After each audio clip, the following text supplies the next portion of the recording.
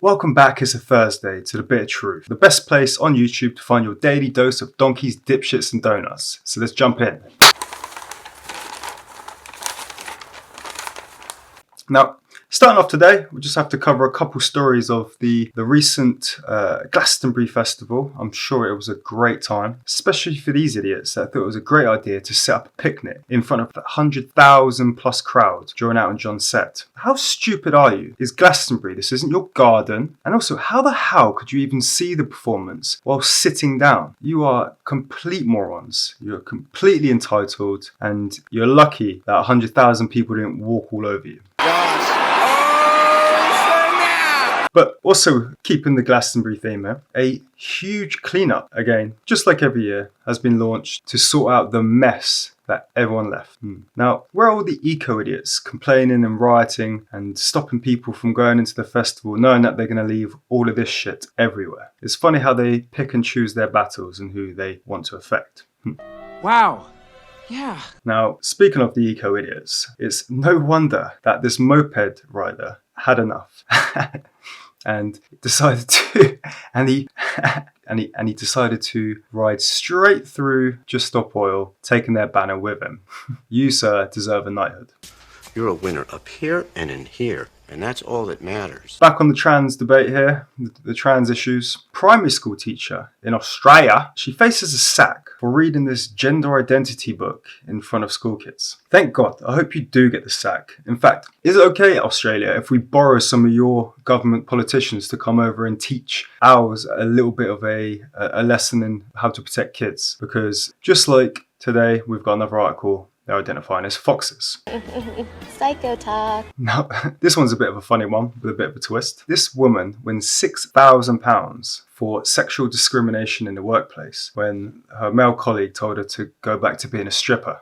Now, here's the twist. He then wins £5,000 for race discrimination over the way the company handled the complaint. I'm completely lost for words on this one. What the fuck is going on in here on this day? Those do-gooding cyclists with their bloody GoPros on their head are complaining again. They've given us a list of the 14 drivers they love and hate the most. All right, now the article includes a few pictures. Now I've screen grabbed a couple for you here. Why don't you get into the fucking cycle lanes? You know, the cycle lanes that the lefty Labour government loves to put everywhere up and down the country, which nobody uses? Yeah, money well spent. You guys are a big waste of time. Speaking of more money, this woman actually was mugged and lost some money by a gunman who, seriously, you can't write this shit. He mugs her and then asks her out on a date, saying that she's too pretty to rob. He wanted her to come over and chill. This needs to go on one of those shows, America's Dumbest Criminals. They need to bring that back. We have people that are stupid. Black Seed, wherever the fuck that is, are saying that they want Brixton to become a black Silicon Valley. Right, okay. And they aim to invest in 30 black-led startups over the next 3 years. It smells a bit like racism to me. Just keep the division as far as it can go. Keep pushing it. Keep pushing it. Yep, well done. You know, I wonder if Richard Branson or some other rich white Englishman came out with, I'm going to create a startup fund for only white people, you know, seeing as white working class boys are least likely to succeed in life. I wonder how that will go down.